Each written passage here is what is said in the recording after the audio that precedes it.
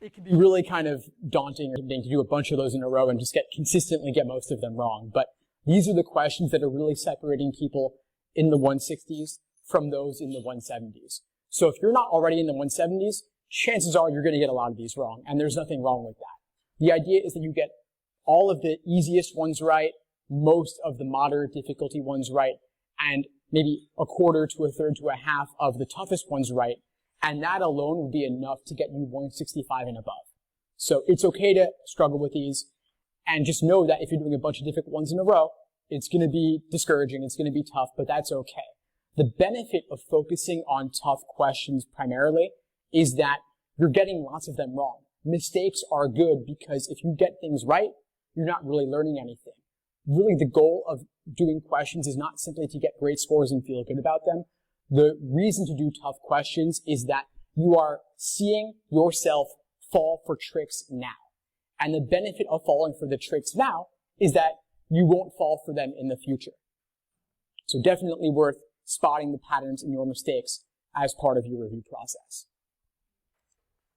Now, the LSAT makers, they'll have maybe 1,000 tricks on the LSAT, and you're not falling for all 1,000 of those tricks, or else you'd be getting a 120. You're only falling for certain specific tricks. And so the LSAT is a test of pattern recognition, whether it's a pattern of recognition in the method of reasoning in the stimulus, or which question type you're dealing with, or the patterns in tempting wrong answer choices and discouraging right answer choices. And so as we go through these questions today, I want you to look to see what are the tricks that you might fall for to be lured towards the wrong answer, and what might make the right answer seem unappealing.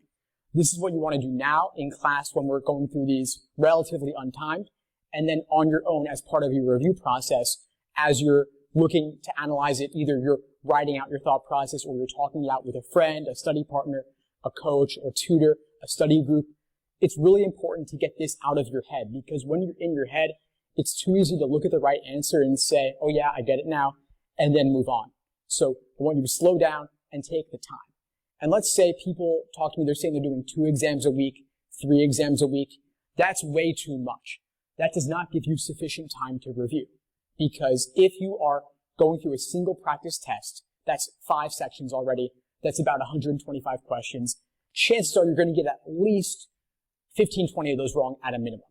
And then there's going to be another 15 or so that you guessed on and got lucky, or you were not 100% confident on. So already, that's giving you 30, 35 questions that are worth reviewing. And at 5 minutes per question, that's already close to 3 hours. At 10 minutes per question, double that, right? And so 5 minutes to review a single question, not nearly enough.